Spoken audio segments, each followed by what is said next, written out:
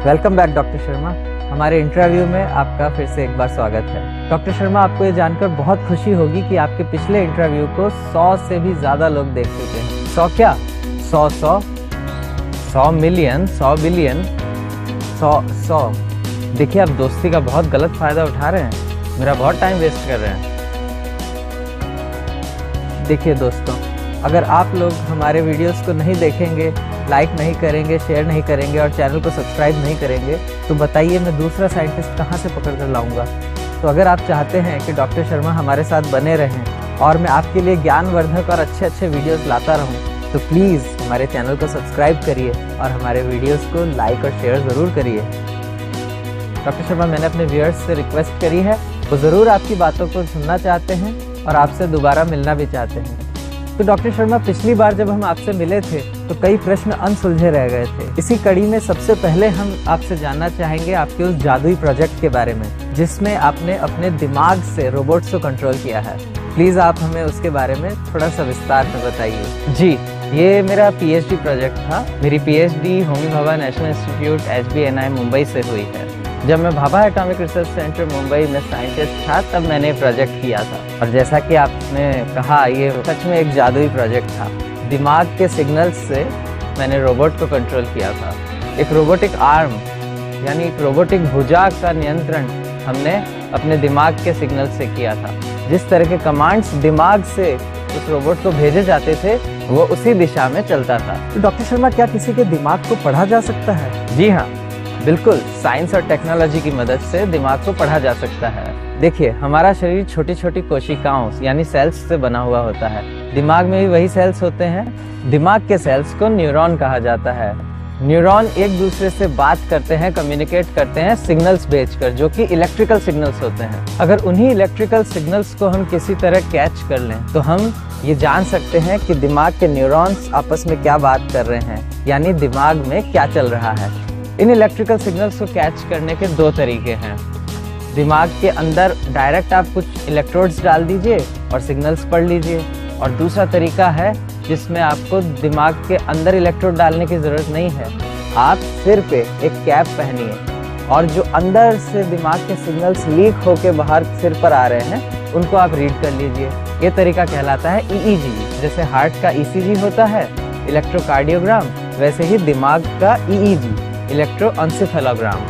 इन EEG signals को पढ़ के आप दिमाग के सिग्नल्स को कैच कर सकते हैं। क्या हम ये जान सकते हैं कि किसी के दिमाग में क्या चल रहा है? दिमाग के सिग्नल्स को पढ़ के पूरी तरह ये नहीं बताया जा सकता है कि मन में क्या थॉट्स चल रहे हैं, क्या विचार चल रहे हैं, या दिमाग के अंदर क्या क्या चल रहा है। कुछ हम रफ आइडिया सा लगा सकते हैं।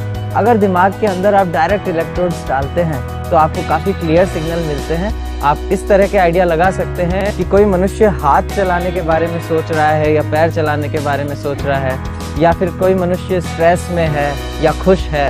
और अगर EEG सिग्नल्स की बात करें तो क्योंकि वो दिमाग से लीक होकर जो सिर तक पहुंच रहे हैं वो सिग्नल्स हैं, तो वो बड़े ही कमज़ोर होते हैं। उनसे दिमाग में क्या चल रहा है ये पता लगा पाना और भी मुश्किल हो जाता है। इसमें बहुत सारी मैथमेटिक्स यूज़ होती है, फिल्टर्स यूज़ होते हैं, और तब जाकर हम EEG से कोई मीनिंगफुल इन्फॉर्मेशन निकाल पाते हैं। मेरा प्रोजेक्ट इन्हीं EEG सिग्नल्स पर बेस्ड था। एक कैप पहनकर दिमाग के सिग्नल्स को पढ़कर उससे मैंने एक रोबोट को चलाया। क्योंकि EEG सिग्नल्स बहुत ही कमज़ोर होते हैं, वीक होते हैं, तो उनसे डायरेक्टली दिमाग जैसा सोचे वैसे किसी रोबोट को कंट्रोल कर पाना बहुत ही मुश्किल है। इसके लिए कुछ प्रोटोकॉल्स और तरीके बनाए गए हैं। ऐसा ही एक तरीका होता है जिसे कहते हैं SSVEP, जिसे मैंने अपने प्रोजेक्ट में यूज़ किया था। इसमें एक लाइट को फ्लैश किया जाता है जिसे देखने से हमारे दिमाग के सिग्नल्स में जो परिवर्तन आता है उसे यूज़ करके मैंने एक रोबोट को कंट्रोल किया था। अगर इस प्रोजेक्ट के बारे में और पर्टिकुलर डिटेल्स चाहिए तो आप मेरे रिसर्च पेपर्स पढ़ सकते हैं और कमेंट्स में पूछ भी सकते हैं। आजकल हम लोग न्यूरालिंक नाम के एक प्रोजेक्ट के बारे में बहुत सुन रहे हैं जो एलॉन मस्क साहब के द्वारा बनाया गया है। तो आपका प्रोजेक्ट उससे कैसे अलग था? तो जैसा कि मैंने आपको बताया, दिमाग के सिग्नल्स को पढ़ने के दो तरीके हैं। या तो आप एक कैप पहनकर दिमाग का EEG पढ़िए, या फिर दिमाग के अंदर डायरेक्ट इलेक्ट्रोड्स डाल दीजिए। जो न्यूरालिंक प्रोजेक्ट है उसमें दिमाग की सर्जरी करके दिमाग के अंदर डायरेक्ट इलेक्ट्रोड्स डाले जाते हैं और काफ़ी साफ सुथरे सिग्नल्स आपको पढ़ने को मिलते हैं। और मेरे प्रोजेक्ट में मैंने EEG सिग्नल्स का यूज़ किया था, जो कि आप एक कैप पहनकर रिकॉर्ड कर सकते हैं। क्योंकि ईईजी सिग्नल्स बहुत ही कमज़ोर होते हैं तो उन्हें डिकोड करना और उनसे किसी चीज़ को जैसे रोबोट को कंट्रोल करना और भी कठिन हो जाता है। आपकी इस टेक्नोलॉजी का उपयोग कहाँ होगा?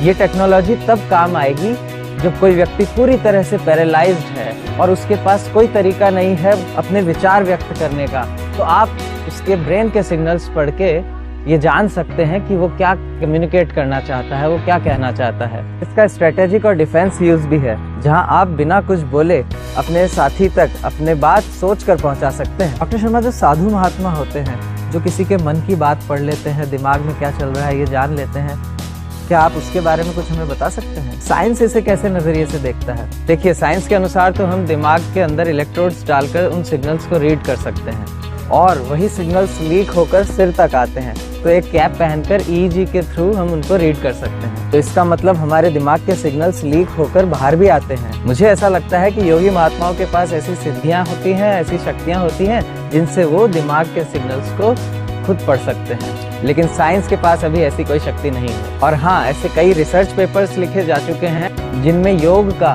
दिमाग के सिग्नल्स पर प्रभाव देखा गया है, कैसे योग करने से दिमाग के सिग्नल्स में परिवर्तन आता है। तो साइंस ये तो मानता है कि योग के द्वारा आप अपने दिमाग के सिग्नल्स में परिवर्तन ला सकते हैं। शायद हो सकता है कि योग के द्वारा आप किसी के दिमाग के सिग्नल्स को पढ़ भी सकते हो, लेकिन इसके प्रमाण अभी साइंस के पास नहीं है। डॉक्टर शर्मा, आपने ये सब प्रोजेक्ट्स अपनी पीएचडी के समय किए हैं, क्या पीएचडी स्टूडेंट्स को आप कोई संदेश देना चाहेंगे? पीएचडी की यात्रा एक युद्ध की तरह होती है, शायद इसीलिए उसके लास्ट इंटरव्यू को डिफेंस भी कहा जाता है। मेरा मानना है कि ज़्यादातर पीएचडी स्टूडेंट्स के जीवन में ऐसा एक क्षण आता है तो बहुत वर्षों के रिसर्च के बाद आपको लगता है कि कुछ भी नहीं हो पा रहा है और हमने अपना सारा समय वेस्ट कर दिया और अब आगे कुछ नहीं हो पाएगा।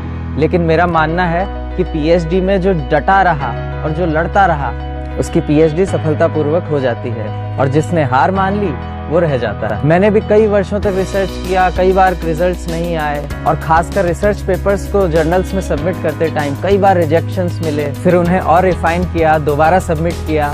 और हाँ, कई बार आप किसी जर्नल में अपना रिसर्च पेपर सबमिट करते हैं और वहाँ से रिजेक्शन मिलता है तो आपको निराश होने की ज़रूरत नहीं है कि आपके पेपर में कुछ कमी थी। कई बार ऐसा भी होता है कि आपका रिसर्च उस जर्नल के कंपैटिबल नहीं था, तो आपको ऐसे जर्नल ढूंढने हैं जहां आपका पेपर अप्रिशिएट हो सके। इसी तरह डट कर बिना निराशा के अगर आप लड़ते रहेंगे तो आपकी पीएचडी सफलतापूर्वक हो जाएगी। अगर कोई और एचबीएनआई से पीएचडी करना चाहे तो वो कैसे वहां पहुंच सकता है? एचबीएनआई भारत का एक प्रीमियर इंस्टीट्यूट है जहां से आप पीएचडी कर सकते हैं। वहां आपको भाभा एटॉमिक रिसर्च सेंटर की लैब्स में काम करने का मौका मिलता है, वहां के साइंटिस्ट के साथ काम करने का मौका मिलता है। अगर आपने अपनी एमएससी या बीटेक पूरी करी है तो आप अपनी पीएचडी एचबीएनआई से कर सकते हैं। हर साल एचबीएनआई पीएचडी के लिए वैकेंसी निकालता है जिसे डीजीएफएस प्रोग्राम कहते हैं। उसमें आप अप्लाई कर सकते हैं और उसके बाद एक रिटन टेस्ट होता है जिसे क्लियर करने के बाद एक इंटरव्यू के थ्रू आप एचबीएनआई में पीएचडी एडमिशन ले सकते हैं। डॉक्टर शर्मा, हमसे बात करने के लिए आपका बहुत बहुत धन्यवाद।